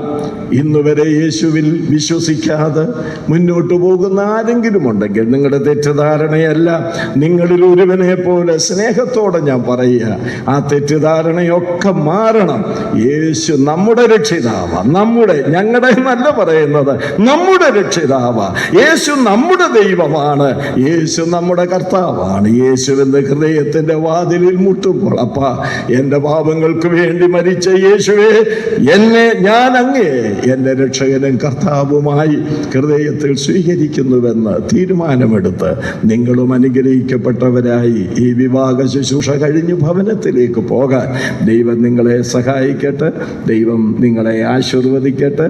മാതാപിതാക്കളെ മറന്നു പോകാതെ നിങ്ങളെ വളർത്തിയ മാതാപിതാക്കളെ എന്ന് പറഞ്ഞാൽ ഒരിടത്തെയല്ല, രണ്ടിടത്തെയും മാതാപിതാക്കളെ മറന്നു പോകാതെ അവരെ സ്നേഹിച്ചും കരുതി ഒക്കെ പോകാൻ അതിനും ഇടവരേണ്ടത് ആവശ്യമുണ്ട്. കർത്താവ് സഹായിക്കട്ടെ. അവിടുത്തെ നാമം വാഴ്ത്തപ്പെടുമാറാകട്ടെ. നമുക്ക് വളരെ സമൃദ്ധമായി വളരെ നല്ല രീതിയിൽ ദൈവവചനം കേൾക്കുവാനായിട്ട് സാധിച്ചു. വലിയനായ ദൈവം പ്രിയ സഹോദരനോട് സഹായിച്ചനായ ദൈവത്തെ നമുക്ക് സ്തുതിക്കാം. തുടർന്നുള്ള ശുശ്രൂഷകളുടെ അനുഗ്രഹത്തിന് വേണ്ടി ഇപ്പോൾ ബ്രദർ സണ്ണി മത്തായി കടന്നു വന്ന് പ്രാർത്ഥിക്കുന്നതായിരിക്കും. പ്രാർത്ഥിക്കാം. സകല നന്മകൾക്കും സകല ദാനങ്ങൾക്കും ഉറവിടമായ ഞങ്ങളുടെ വലിയവനായ ദൈവമേ, സ്വർഗീയ നല്ല പിതാവേ, മനോഹരമായ ഈ ദിവസത്തിനായി സ്തോത്രം. കർത്താവ്, ഞങ്ങൾ ഇങ്ങനെ കടന്നു വരുവാൻ ഓണം, ഈ ആണ്ടിൻ്റെ ആരംഭ ദിവസത്തിൽ തന്നെ സന്നിയിലായിരിക്കുവാൻ ഓണം അവർ നിങ്ങളെ സഹായിച്ചതിനായി സ്തോത്രം. കർത്താവേ, ഇത് യഹോവ ഉണ്ടാക്കിയ ദിവസം, ഇന്ന് നാം സന്തോഷിച്ച് ആനന്ദിക്കുക എന്ന് പറഞ്ഞ പോലെ കർത്താവ്, ഞങ്ങൾ ഇന്ന് സന്തോഷിക്കുവാൻ ആനന്ദിക്കുവാൻ ഓണം പ്രിയമക്കളുടെ വിവാഹത്തോടുള്ള ബന്ധത്തിൽ ഇങ്ങനെ ഇവിടെ ആയിരിക്കുവാൻ സ്വർഗത്തിലെ ദൈവമേ അവിടുന്ന് വഴികൾ ഒരുക്കിയതിനായി കർത്താവേ, മനുഷ്യൻ ഏകനായിരിക്കുന്നത് നന്നല്ല എന്ന് അരുളി ചെയ്ത ദൈവം അതായ തുണയെ അവിടുന്ന് നൽകുന്നു. അതിനായി കർത്താവേ, ആ രീതിയിൽ കർത്താവേ, പ്രിയമക്കളുടെ വിവാഹത്തോടുള്ള ബന്ധത്തിൽ കഴിഞ്ഞ അനേക നാളുകളായി ഞങ്ങൾ പ്രാർത്ഥിക്കുവാനും ദൈവസന്നിധിയിൽ ഞങ്ങളുടെ ആവശ്യങ്ങൾ അറിയിക്കുവാൻ ഓണം അവർ നിങ്ങളെ സഹായിക്കല്ലോ കർത്താവേ. അത് മുഖാന്തരം കർത്താവേ, ഞങ്ങൾ കർത്താവേ പ്രിയമകന് കർത്താവേ ഒരു കർത്താവേ തുണയെ കണ്ടെത്തുവാൻ ഓണം അവിടുന്നിടയായി. കർത്താവ് പ്രിയ അഡ്രിയലിനെ അവിടുന്ന് കർത്താവോളം അവിടുന്ന് സഹായിക്കുക കർത്താവ്. അവന് കർത്താവ് ആവശ്യമായ കർത്താവ് അവൻ്റെ വളർച്ചയിലെല്ലാം കർത്താവിനോട് കൂടെ നടക്കുവാൻ ഓണം, അവനെ ദൈവകൃപയിൽ വളർത്തുവാൻ ഓണം പ്രിയ മാതാപിതാക്കൾ അവർ സഹായിക്കുക കർത്താവെ. കർത്താവിൽ ബലപ്പെട്ടുകൊണ്ട് കർത്താവിന് കൊള്ളാവുന്ന ഒരു മകനായി ജീവിക്കുവാൻ ഓണം, അവന് നല്ല വിദ്യാഭ്യാസം നൽകുവാൻ ഓണം, അവൻ്റെ എല്ലാ ആവശ്യങ്ങളിലും അവിടുന്ന് സഹായിച്ചതിനായി കർത്താവെ. വിവാഹപ്രായമെത്തിയപ്പോൾ ദൈവമേ അവനൊരു തുണയെ കണ്ടെത്തുവാൻ ഓണം ഞങ്ങൾ ആഗ്രഹിച്ചു. ആ രീതിയിൽ കർത്താവെ അതായത് തുണയെ കണ്ടെത്തുവാൻ ഓണം പ്രിയ ലിഡിയെ അവിടുന്ന് ഒരുക്കിയതിനായി സ്തോത്രം. കർത്താവ് ദൈവമാണ് കാര്യങ്ങളെല്ലാം ഒരുക്കുന്നത്. കർത്താവ് മനുഷ്യനാൽ അസാധ്യമായുള്ള കാര്യങ്ങളെ സാധ്യമാക്കുന്ന വലിയവനായ ദൈവമാണ് ഞങ്ങളുടെ ദൈവം എന്ന് ഞങ്ങൾ കർത്താവെ ഉറച്ചു വിശ്വസിക്കുന്നു. കർത്താവെ ആ രീതിയിൽ കർത്താവ് ഞങ്ങളുടെ മക്കൾ എല്ലാം സമയത്ത് കർത്താവ് ദൈവമേ കാര്യങ്ങളെല്ലാം ഒരുക്കുന്നു. അതിനായി കർത്താവ് ഇന്ന് ഈ സന്ദർഭത്തിൽ കർത്താവ് അവർ വിവാഹത്തിലുള്ള കടന്നു വന്നിരിക്കുന്ന കർത്താവ് ദൈവമേ അവരുടെ കർത്താവ് തുടർന്നുള്ള കർത്താവ് അവരുടെ വിവാഹത്തിന് ശേഷമുള്ള കർത്താവ് ആ ജീവിതം ദൈവത്തെ മഹത്വപ്പെടുത്തുവാൻ ഓണം ദൈവനാമത്തിന് ഒത്ത രീതിയിൽ കർത്താവ് ദൈവത്തിന് വേണ്ടി പ്രയോജനപ്പെടുന്നവരായിട്ട് കുടുംബജീവിതത്തിൽ മാതൃകയുള്ളവരായിട്ട് ജീവിക്കുവാൻ ഓണം ദൈവമേ അവരെ അവിടെ സഹായിക്കണം കർത്താവേ. ഓണം അവിടെ സഹായിക്കല്ലോ. അവിടുത്തെ വലിയ നന്മകൾക്കായി വലിയ ദാനങ്ങൾക്കായി പറഞ്ഞു തരാത്ത ദാന നിമിത്തം ദൈവത്തിന് സ്തോത്രം പറയുവാൻ ഓണം ദൈവമേ നീ ഞങ്ങൾ ഓരോ നാളും ഇടയാക്കുന്നു. അതിനായി ആളുകൾ എല്ലാം കടന്നു വരുവാൻ ഇതിൽ സംബന്ധിക്കുവാൻ ഓണം അവിടുന്ന് സഹായിക്കല്ലോ. ദൂര സ്ഥലങ്ങളിൽ നിന്നും കടന്നു വരാൻ ഇടയായി യാത്ര ചെയ്ത് വരുവാൻ ഇടയായി കർത്താവേ. വളരെ ക്ഷേമത്തോട് കർത്താവേ ഞങ്ങൾക്ക് ഇന്ന് ഈ ഓഡിറ്റോറിയത്തിൽ ആയിരിക്കുവാൻ ഓണം ദൈവം നമുക്ക് കണ്ട് സന്തോഷിക്കുവാൻ ഇടയാക്കിയതിനായി തുടർന്നുള്ള ശുശ്രൂഷകളെ അവിടുന്ന് ആദരിക്കണം, അവിടുന്ന് ബഹുമാനിക്കണം. ദൈവകൃപയിൽ ആശ്രയിച്ചുകൊണ്ട് കർത്താവേ അത് എല്ലാ കാര്യങ്ങളും ചെയ്യുവാൻ ഓണം ദൈവനാമം അതിലൂടെ മഹത്വപ്പെടുവാൻ ഓണം കർത്താവിനെ ഏറ്റവും ഉയർത്തുവാൻ ഓണം. കർത്താവ് ഉന്നതൻ മഹോന്നതൻ കർത്താവെ അവിടുത്തെ നാമം ഏറ്റവും ഉന്നതമായിരിക്കാൻ കർത്താവെ ആ നാമത്തിൽ ഞങ്ങൾ ആശ്രയിക്കുന്നു. ഞങ്ങളെ കൃപയിൽ കർത്താവെ ചാരുന്നു കർത്താവെ. അവിടുന്ന് ഞങ്ങളെ സഹായിക്കണം, അവിടുന്ന് ബലപ്പെടുത്തണം കർത്താവെ. മഹത്വമെല്ലാം അവിടുന്ന് എടുക്കണം. എല്ലാ കർത്താവായ യേശുക്രിസ്തുവിന്റെ നാമത്തിൽ താഴ്മയോടുകൂടി തന്നെ അപേക്ഷിച്ചുകൊള്ളുന്നു. ആമേൻ. ഇന്നിവിടെ നടക്കുന്ന വിവാഹത്തിൻ്റെ നിശ്ചയരേഖ വിവാഹ നിശ്ചയ ദിവസം എഴുതി നമ്മുടെ കയ്യിൽ ലഭിച്ചിട്ടുണ്ട്. പൊതുവിൻ്റെ അറിവിലേക്ക് അതൊന്ന് വായിച്ച് കേൾപ്പിക്കാൻ ആഗ്രഹിക്കുന്നു. ഈ വിവാഹ നിശ്ചയരേഖ ഇവിടെ വായിക്കുമ്പോൾ നിങ്ങളുടെ പേര് പരാമർശിക്കപ്പെടും. അപ്പോൾ നിങ്ങളുടെ പേര് പറയുമ്പോൾ അതാത് സ്ഥാനത്ത് എഴുന്നേറ്റ് നിൽക്കണമെന്ന് ഞാൻ ആവശ്യപ്പെടുകയാണ്.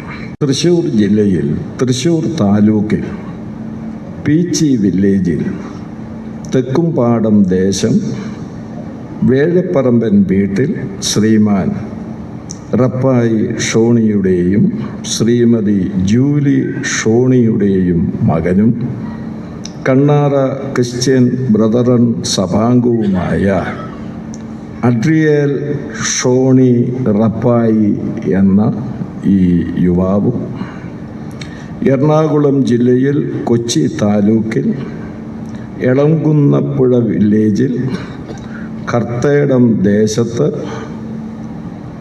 പള്ളിയിൽ വീട്ടിൽ റാഫേൽ സിൽവസ്റ്ററിൻ്റെയും ശ്രീമതി ട്രീസ സിൽവസ്റ്ററിൻ്റെയും മകളും നോർത്ത് ഹെബ്രോൻ ചാപ്പൽ ബ്രദറൻ സഭാംഗവുമായ ലിഡിയ സിൽവസ്റ്ററും എന്ന ഈ യുവതിയും ഇന്നേ ദിവസം ഇവിടെ വെച്ച് വിവാഹ ജീവിതത്തിലൂടെ കുടുംബജീവിതത്തിൽ പ്രവേശിപ്പാൻ നിശ്ചയിച്ചതനുസരിച്ചാണ് നാം എല്ലാവരും ദൈവസന്നിധിയിൽ ഇവിടെ ഇപ്പോൾ കൂടി വന്നിരിക്കുന്നത്. വളരെ പ്രാർത്ഥനയോടുകൂടെ ദൈവദാസന്മാരും ദൈവമക്കളും ഇരിക്കണം.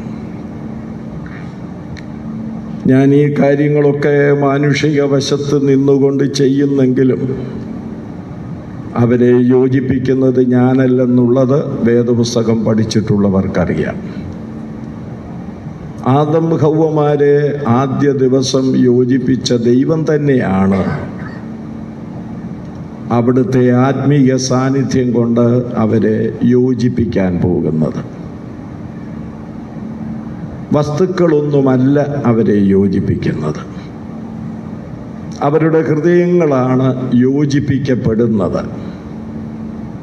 അങ്ങനെ യോജിപ്പിക്കപ്പെടുന്നതിൻ്റെ വെളിപ്പെടുത്തൽ അനുസരിച്ച് അവരുടെ വലതുകരങ്ങൾ തമ്മിൽ യോജിപ്പിക്കും.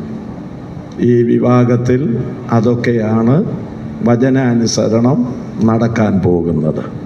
ഒരുപക്ഷെ ഇതാദ്യം കാണുന്നവരും കണ്ടേക്കാം.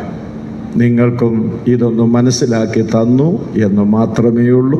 കർത്താവ് നമ്മെ സഹായിക്കട്ടെ. ഇപ്പോൾ ഇന്നീ മംഗലം ശോഭിക്കുവാൻ എന്ന പാട്ട്, അതിൻ്റെ ഒരു സ്റ്റാൻസ ഗായക സംഘം പാടും. കർത്താവിനെ മഹത്വപ്പെടുത്തിക്കൊണ്ട് നമുക്ക് ഇവിടെയായിരിക്കാം.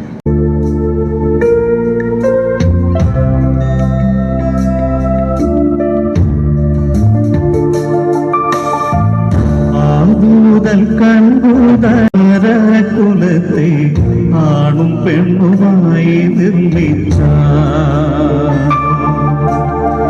നീതിവരം നാലുമുറച്ച പെറ്റു പെരുകി മന്നിടം വകിന്നരുൾവച്ച ആദമാദികൾ പൂമനോ ആദമേകിയോരു ദേവ നീതി പരിപാലിച്ചേശു നാഥനന്നു മാനിച്ചോരു നീതി പരിപാലിച്ചേശു നാഥനന്നു മാനിച്ചോരു ഇന്നി മംഗലം ശോഭിക്കുവാൻ കരുണ ചെയ്യുക എന്നും കനിവുള്ള ദൈവമേ. കരുണ ചെയ്യുക എന്നും കനിവുള്ള ദൈവമേ. മിന്നടി കനാവിൽ മണി പന്തൽ പണ്ടലങ്കരിച്ചു മിന്നടി കനാവിൽ മണി പന്തൽ പണ്ടലങ്കരിച്ചു അന്നു രസവിഞ്ഞുണ്ടാക്കി എന്ന പോലെ നേരം വന്നു അന്നു രസവിഞ്ഞുണ്ടാക്കി എന്ന പോലെ നേരം വന്നു ഇന്നി മംഗലം ശോഭിക്കുവാൻ കരുണ ചെയ്യുക എന്നും കനിവുള്ള ദൈവമേ. കരുണ ചെയ്യുക എന്നും കനിവുള്ള ദൈവമേ.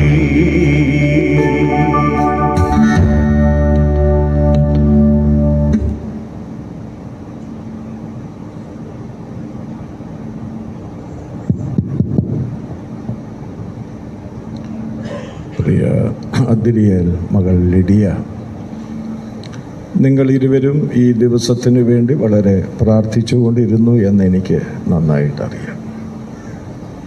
ദൈവം ഇപ്പോൾ നിങ്ങളെ കൂട്ടി യോജിപ്പിക്കാൻ പോവുകയാണ്. നമ്മുടെ ദൈവത്തിൻ്റെ സാന്നിധ്യം നമ്മുടെ മധ്യേ ഉണ്ട്. ഒരു തുറക്കപ്പെട്ട സ്വർഗവും നമുക്ക് മീതെയുണ്ട്. അനേക വിശുദ്ധന്മാരുടെ പ്രാർത്ഥനയുടെ സഹകരണം ഇന്ന് നിങ്ങളോടൊപ്പം ഉണ്ട്. ആദ്യമായി നിങ്ങളുടെ സമ്മതം ചോദിക്കും. നിങ്ങൾക്കതറിയാം, കണ്ടിട്ടുണ്ട്.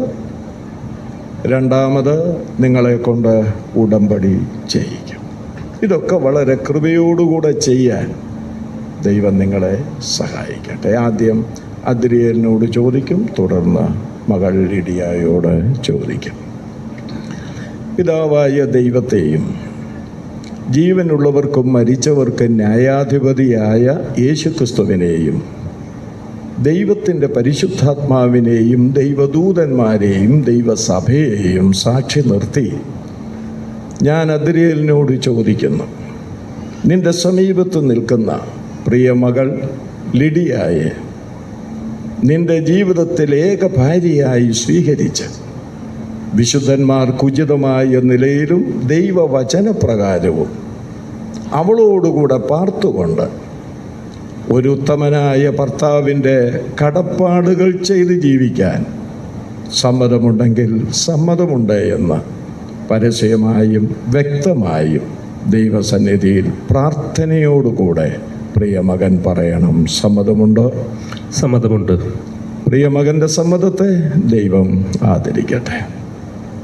പിതാവായ ദൈവത്തെയും ജീവനുള്ളവർക്കും മരിച്ചവർക്കും ന്യായാധിപതിയായ യേശുക്രിസ്തുവിനെയും ദൈവത്തിൻ്റെ പരിശുദ്ധാത്മാവിനെയും ദൈവസഭയെയും ദൈവദൂതന്മാരെയും സാക്ഷി നിർത്തി ഞാൻ മകൾ ലിഡിയായോട് ചോദിക്കുന്നു, നിന്റെ സമീപത്ത് നിൽക്കുന്ന അദ്രിയേൽ എന്ന് വിളിക്കുന്ന ഈ യുവാവിനെ നിന്റെ ജീവിതത്തിൽ ഏക ഭർത്താവായി സ്വീകരിച്ച് വിശുദ്ധന്മാർക്കുചിതമായ നിലയിലും ദൈവവചനപ്രകാരവും അവനോടുകൂടെ പാർത്തുകൊണ്ട് ഉത്തമയായ ഒരു ഭാര്യയുടെ കടപ്പാടുകൾ ചെയ്ത് ജീവിക്കുവാൻ സമ്മതമുണ്ടെങ്കിൽ സമ്മതമുണ്ടെന്ന് വളരെ സമർപ്പണത്തോടും പ്രാർത്ഥനയോടും കൂടെ ദൈവസന്നിധിയിൽ പരസ്യമായും വ്യക്തമായും പറയണം. സമ്മതമുണ്ടോ? സമ്മതമുണ്ട്. പ്രിയ മകൾ ലിഡിയ, നിന്റെ സമ്മതത്തെയും ദൈവം ആദരിച്ചിരിക്കുന്നു. നിങ്ങൾ ഇരുവരും നിങ്ങളുടെ സമ്മതം പരസ്യമായി പറഞ്ഞിരിക്കുന്നതിനാൽ നിങ്ങളുടെ പരസ്പര സമ്മതത്തിൻ്റെയും പരസ്പര സ്വീകരണത്തിൻ്റെയും അടയാളമായി ദൈവസന്നിധിയിൽ നിങ്ങളുടെ വലങ്കരങ്ങൾ തമ്മിൽ യോജിപ്പിക്കുന്നു. ഹല്ലേലൂയ. യഹോവ സിയോനിൽ നിന്ന് നിങ്ങളെ അനുഗ്രഹിക്കുമാറാകട്ടെ. മുൾപ്പടർപ്പിന്മേൽ വസിച്ചവൻ്റെ അനുഗ്രഹം നിങ്ങളോടുകൂടെ ഇരിക്കുമാറാകട്ടെ. യഹോവ നിങ്ങളെ അനുഗ്രഹിച്ച് കാക്കുമാറാകട്ടെ. യഹോവ തിരുമുഖം നിങ്ങളുടെ മേൽ പ്രകാശിപ്പിച്ച് നിങ്ങളോട് കൃപയുള്ളവനാകട്ടെ. യഹോവ തിരുമുഖം നിങ്ങളുടെ മേൽ ഉയർത്തി നിങ്ങൾക്ക് സമാധാനം നൽകുമാറാകട്ടെ.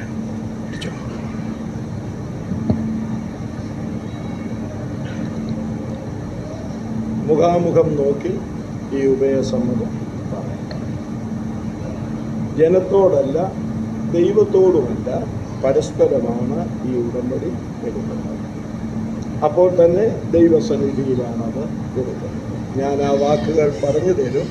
അത് ഹൃദയത്തിൽ നിന്ന് കർത്താവേ, ഇത് പാലിച്ചു പോകാൻ എന്നെ സഹായിക്കണമേ എന്ന് മനസ്സിൽ പ്രാർത്ഥിച്ചുകൊണ്ട് ഈ ഉടമ്പടി എടുക്കണം. ഇന്ന് അദ്രിയേൽ എന്ന ഞാൻ ലിഡിയ എന്ന നിന്നെ എൻ്റെ ഏക ഭാര്യയായി സ്വീകരിച്ചിരിക്കുന്നു. ഇന്നു മുതൽ നമ്മുടെ കർത്താവിൻ്റെ വരവ് വരെയോ മരണം നമ്മെ വേർപിരിക്കുന്നത് വരെയോ സുഖത്തിലും ദുഃഖത്തിലും സന്തോഷത്തിലും സന്താപത്തിലും സമൃദ്ധിയിലും ദാരിദ്ര്യത്തിലും ആരോഗ്യത്തിലും രോഗത്തിലും ഇങ്ങനെ ദൈവം നമുക്ക് നൽകുന്ന അനുകൂലവും പ്രതികൂലവുമായ എല്ലാ സാഹചര്യങ്ങളിലും നിന്നെ സ്നേഹിച്ചും ബഹുമാനം തന്നും പോറ്റി പുലർത്തിയും വചനാനുസരണം ഒരു ഭർത്താവിന്റെ കടപ്പാട് ചെയ്ത് ജീവിച്ചു കൊള്ളാമെന്ന് ത്രിയേക ദൈവത്തിൻ്റെ നാമത്തിൽ ഞാൻ ലിഡിയയോട് സമ്മതം ചെയ്തുകൊള്ളുന്നു. ലിഡിയയോട് ഉപദസമ്മതം ചെയ്തുകൊള്ളുന്നു.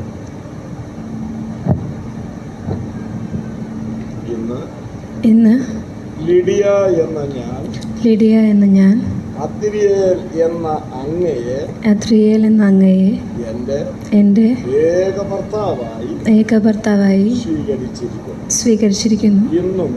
ഇന്നു മുതൽ നമ്മുടെ കർത്താവിൻ്റെ വരവ് വരെയോ മരണം നമ്മെ വേർപിരിക്കുന്നത് വരെയോ സുഖത്തിലും ദുഃഖത്തിലും സന്തോഷത്തിലും സന്താപത്തിലും ദാരിദ്ര്യത്തിലും ധനത്തിലും ആരോഗ്യത്തിലും രോഗത്തിലും ഇങ്ങനെ ദൈവം നമുക്ക് നൽകുന്ന അനുകൂലവും പ്രതികൂലവുമായ എല്ലാ സാഹചര്യങ്ങളിലും അങ്ങയെ ഭയപ്പെട്ടും കീഴ്പ്പെട്ടും അനുസരിച്ചും വചനാനുസരണം ഒരു ഭാര്യയുടെ കടപ്പാട് ചെയ്ത് ജീവിച്ചു കൊള്ളാമെന്ന്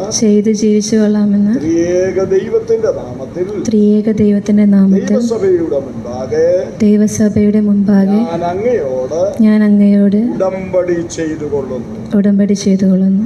പ്രിയ മകൻ അദ്രിയേൽ, മകൾ ലിഡിയ, നിങ്ങൾ എടുത്ത ഈ ഉടമ്പടിക്ക് ഞങ്ങളും ശ്രേഷ്ഠ ദൂതന്മാരും സാക്ഷികളായിരിക്കുന്നു.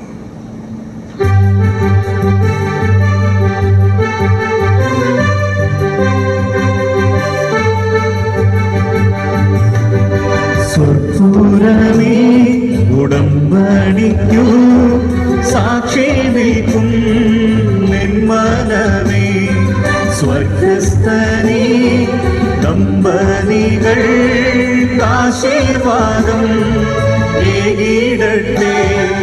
ഭാഗ്യനാൾ ഭാഗ്യനാൾ ദൈവം സംയോജിപ്പിച്ച നാൾ. ഭാഗ്യനാൾ ഭാഗ്യനാൾ ദൈവം സംയോജിപ്പിച്ച നാൾ. ഒരുപാട് വേദഭാഗങ്ങൾ വായിച്ച് കേൾപ്പിക്കുന്ന ഒരു സാധാരണ രീതി നമ്മുടെ മധ്യമുണ്ട്. നിങ്ങൾക്ക് ഈ വേദഭാഗങ്ങളൊക്കെ നല്ല പരിചിതമാണ്. എഫേസ്യ ലേഖനം വായിക്കാത്തവരല്ല നിങ്ങൾ, പത്രോസിൻ്റെ ലേഖനം വായിക്കാത്തവരല്ല നിങ്ങൾ, കൊലോസ്യ ലേഖനം വായിക്കാത്തവരല്ല നിങ്ങൾ.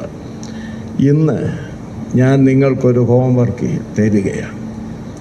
ഇന്ന് കിടക്കുന്നതിന് മുൻപ് രണ്ടുപേരും കൂടെ എഫേസ്യ ലേഖനം 5-ാം അധ്യായം 22 മുതൽ 32 വരെയുള്ള വാക്യങ്ങൾ ഒരാളും, പത്രോസിൻ്റെ 1-ാം ലേഖനം 3-ാം അധ്യായം 1 മുതൽ 7 വരെയുള്ള വാക്യങ്ങൾ ഒരാളും വായിച്ചേച്ചു വേണം ഇതനുസരിച്ച് പോകാൻ ദൈവസന്നിധിയിൽ പ്രാർത്ഥിക്കേണ്ടത്. ഞാൻ വിളിച്ച് ചോദിക്കും വായിച്ചോ ഇല്ലയോ എന്നുള്ളത്. അതുകൊണ്ട് ഇപ്പോൾ വളരെ അത്യാവശ്യമായ ഒരു വേദഭാഗം നിങ്ങളെ വായിച്ച് കേൾപ്പിക്കുകയാണ്. വിശുദ്ധ മത്തായിയുടെ സുവിശേഷം 19-ാം അധ്യായം അതിൻ്റെ 3 മുതൽ 6 വരെയുള്ള വാക്യങ്ങളാണ്. പരീശന്മാർ അവൻ്റെ അടുക്കൽ വന്ന് ഏത് കാരണം ചൊല്ലിയും ഭാര്യയെ ഉപേക്ഷിക്കുന്നത് വിഹിതമോ എന്നവനെ പരീക്ഷിച്ച് ചോദിച്ചു. അതിനവൻ, സൃഷ്ടിച്ചവൻ ആദിയിൽ അവരെ ആണും പെണ്ണുമായി സൃഷ്ടിച്ചുവെന്നും അത് നിമിത്തം മനുഷ്യൻ അപ്പനെയും അമ്മയെയും വിട്ട് ഭാര്യയോട് പറ്റിച്ചേരും, ഇരുവരും ഒരു ദേഹമായി തീരും എന്ന് അരുളിച്ചെയ്തുവെന്നും നിങ്ങൾ വായിച്ചിട്ടില്ലയോ? അതുകൊണ്ട് അവർ മേലാൽ രണ്ടല്ല ഒരു ദേഹമത്രേ. ആകയാൽ ദൈവം യോജിപ്പിച്ചതിനെ മനുഷ്യൻ വേർപിരിക്കരുത് എന്ന് ഉത്തരം പറഞ്ഞു. മനസ്സിലായി കാണുമല്ലോ. ഇതിൻ്റെ അർത്ഥം ഇത്രയേ ഉള്ളൂ: ഒരു കാരണവശാലും വിവാഹമോചനം പാടില്ല. മലാക്കി പ്രവാചകന്റെ പുസ്തകത്തിൽ ദൈവം പറയുന്നുണ്ട്, വിവാഹമോചനം ഞാൻ വെറുക്കുന്നു. ഈ സദസ്സോട് അറിയാൻ വേണ്ടി പറയുക, ഇന്ന് വിവാഹമോചനം ഒരുപാട് നടക്കുന്നു എന്ന് മാത്രമല്ല, എൻ്റെ ജനം 2 പാപം ചെയ്യുന്നുവെന്ന് തിരുവെഴുത്തിൽ പറയുന്നത് പോലെ വിവാഹമോചനം നടക്കുന്നു. അങ്ങനെ മോചിക്കപ്പെട്ടു പോയവരെ മറ്റൊരാൾ വിവാഹം കഴിക്കുന്നു.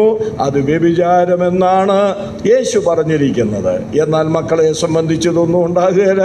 നിങ്ങൾ വളരെ ദൈവകൃപയിൽ ജീവിക്കുന്നവരും ദൈവഭക്തിയുള്ള കുടുംബത്തിൽ ജനിച്ചു വളർത്തപ്പെട്ടവരും അതിൻ്റെ അഭ്യസനം സഭകളിൽ നിന്ന് ലഭിച്ചിട്ടുള്ളവരുമാകയാൽ നിങ്ങൾ നിശ്ചയമായും ഈ വചനമനുസരിച്ച് മുന്നോട്ട് പോകും. അതുകൊണ്ട് 6-ാം വാക്യം ഞാൻ വായിക്കുമ്പോൾ നിങ്ങൾ ഇരുവരും ആമേൻ എന്ന് ശബ്ദമുയർത്തി പറയണം. ഇവരോടൊപ്പം ഈ വചനം വിശ്വസിക്കുന്ന എത്ര പേര് ഇവിടെ ഇരിപ്പുണ്ടോ, നിങ്ങൾക്കെല്ലാവർക്കും ശബ്ദമുയർത്തി ആമേൻ എന്ന് പറയാവുന്നതാണ്. അവർ മേലാൽ 2 ഒരു ദേഹമത്രേ, ആകയാൽ ദൈവം യോജിപ്പിച്ചതിനെ മനുഷ്യൻ വേർപിരിക്കരുത് എന്ന് ഉത്തരം പറഞ്ഞു. ആമേൻ, ആമേൻ. എല്ലാവർക്കും ഒന്ന് എഴുന്നേറ്റ് നിൽക്കാം. ദൈവത്തോടുള്ള ആദരവ്, കർത്താവ് നമ്മുടെ മധ്യേ വന്നിട്ടുണ്ടെന്നുള്ള ആ സാന്നിധ്യ ബോധം വളരെ ഭയഭക്തിയോടുകൂടെ ദൈവസന്നിധിയിൽ എഴുന്നേറ്റ് നിന്ന് നാം ഇവരെ ഇരുവരെയും ദൈവകരങ്ങളിൽ സമർപ്പിച്ചുകൊണ്ട് പ്രാർത്ഥിക്കാൻ പോവുകയാണ്. അതിനു മുൻപ് മംഗളഗാനം, അതിൻ്റെ ആശീർവാദത്തിൻ്റെ ഒരു പാട്ട് ഇപ്പോൾ ഗായക സംഘം പാടും. നമുക്കറിയാവുന്ന പാട്ട് നമ്മൾ ഒന്നിച്ച് ചേർന്ന്, ഈ പാട്ടറിയാവുന്ന എല്ലാവരും ഒന്നിച്ച് ചേർന്ന് ഇവിടെ ഒരു വലിയ കോശം തന്നെ ഉണ്ടാകണം. ഒന്നിച്ച് നമുക്ക് ആ പാട്ട് പാടി ദൈവത്തെ സ്തുതിക്കാം.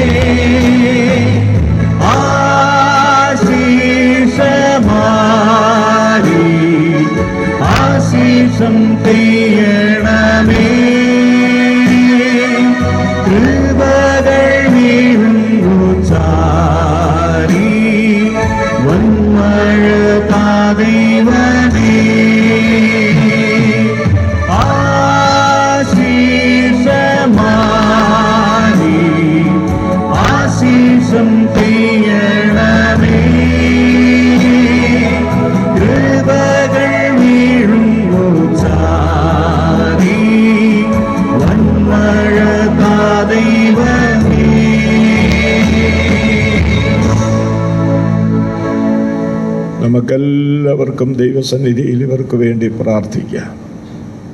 ഇന്നു മുതൽ ഇവർ പോയിട്ടില്ലാത്ത വഴികളിലൂടെ യാത്ര ചെയ്യുകയാണ്. ദൈവത്തിൻ്റെ വലിയ കൃപ ഈ കുഞ്ഞുങ്ങളുടെ മേൽ ചൊരിയപ്പെടണം. അത് നമ്മുടെ പ്രാർത്ഥന കൊണ്ടാണ് സാധിക്കേണ്ടത്. അതുകൊണ്ട് നമ്മുടെ മക്കളെന്നുള്ള കാഴ്ചപ്പാടിൽ ഹൃദയംഗമമായി ദൈവസന്നിധിയിൽ ഈ മക്കളെ സമർപ്പിച്ചുകൊണ്ട് പ്രാർത്ഥിക്കാം. വലിയവനായ ദൈവമേ, ഞങ്ങളുടെ സ്വർഗീയ പിതാവേ, ഞങ്ങളങ്ങേ സ്തുതിക്കുന്നു, ഞങ്ങളങ്ങേ വാഴ്ത്തുന്നു. അവിടുന്ന് ഉന്നതനും ഉയർന്നവനും ശാശ്വതവാസിയും പരിശുദ്ധനും എന്ന നാമമുള്ള ദൈവമാകയാൽ ഞങ്ങൾ അങ്ങേക്ക് മഹത്വം കരയേറ്റുന്നു. അങ്ങ് ഭയപ്പെടുവാൻ യോഗ്യനും വിശുദ്ധിയിൽ ഭയങ്കരനുമാകയാൽ ഹല്ലേലൂയ, ഞങ്ങൾ അങ്ങേക്ക് നന്ദി പറയുന്നു. ഇന്നങ്ങ് വന്നു, ഞങ്ങളുടെ മധ്യേ ഇപ്പോൾ ഉണ്ട്. അങ്ങയുടെ സാന്നിധ്യത്താൽ അങ്ങ് തന്നെ ഈ കുഞ്ഞുങ്ങളെ യോജിപ്പിച്ചതുകൊണ്ട് ഞങ്ങളങ്ങയെ സ്തുതിക്കുന്നു, ഞങ്ങളങ്ങയെ വാഴ്ത്തുന്നു. ഇവർ അങ്ങയുടെ മക്കളാണ്, അങ്ങയുടെ ജനത്തിൻ്റെ കൂട്ടാളികളാണ്. അവരെയാണ് ഇന്ന് അങ്ങ് ഒന്നിച്ചത്. നന്ദിയോടുകൂടെ സ്തോത്രം. കർത്താവേ, വരും ദിവസങ്ങളിൽ അങ്ങയുടെ വലിയ സാന്നിധ്യം കൊണ്ട് അവരെ അനുഗ്രഹിക്കണമേ.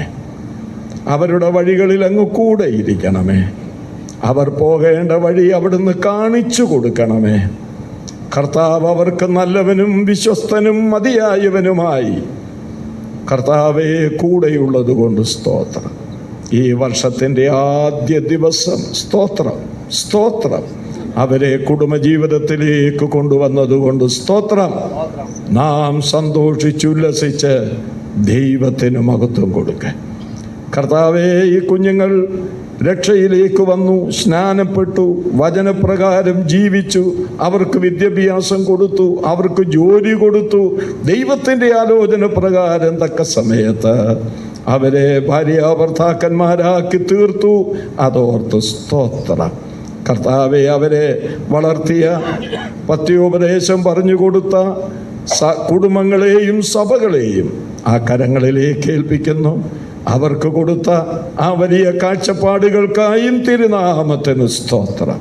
ഈ മക്കളെ തൃക്കരത്തിലേക്ക് ഏൽപ്പിക്കുന്നു. ഇവരുടെ കുടുംബജീവിതം കൊണ്ട് ദൈവനാമത്തിൻ്റെ മഹത്വത്തിനും ദൈവസഭയുടെ അനുഗ്രഹത്തിനും സുവിശേഷ വേലയുടെ വർധനവിനും ഈ മക്കളുടെ കുടുംബത്തെ അവിടുന്ന് ഉപയോഗിക്കുമെന്നുള്ളത് കൊണ്ട് തിരുനാമത്തിന് സ്തോത്രം. അങ്ങ് വരാൻ വൈകുന്നെങ്കിൽ ഇവർക്ക് തലമുറകളെ കൊടുക്കുകയും ആ തലമുറ ദൈവ വഴികളിലൂടെ നടക്കാൻ അവരെ സഹായിക്കുകയും ചെയ്യണം എന്ന് അവിടുത്തോട് പ്രാർത്ഥിക്കുന്നു. അവിടുന്ന് അനുഗ്രഹിച്ചിരിക്കുന്നത് കൊണ്ട് സ്തോത്രം. എല്ലാ കാര്യങ്ങളും ദൈവാത്മാവ് നിയന്ത്രിച്ചത് കൊണ്ട് സ്തോത്രം. എല്ലാ ശുശ്രൂഷകളിലൂടെയും അങ്ങയുടെ നാമം മഹിമപ്പെട്ടത് കൊണ്ട് സ്തോത്രം. സകല ബഹുമാനവും മഹത്വവും സ്തോത്രവും സ്തുതിയും ആ പാദത്തിൽ ഞങ്ങൾ സമർപ്പിക്കുന്നു. യേശു ക്രിസ്തുവിൻ്റെ വിലയേറിയ നാമത്തിൽ തന്നെ ആമേൻ. എല്ലാവർക്കും ഇരിക്കാം. ഇവരിനിപ്പോൾ ഒരു മംഗളഗാനം പാടുകയും രജിസ്റ്ററിൽ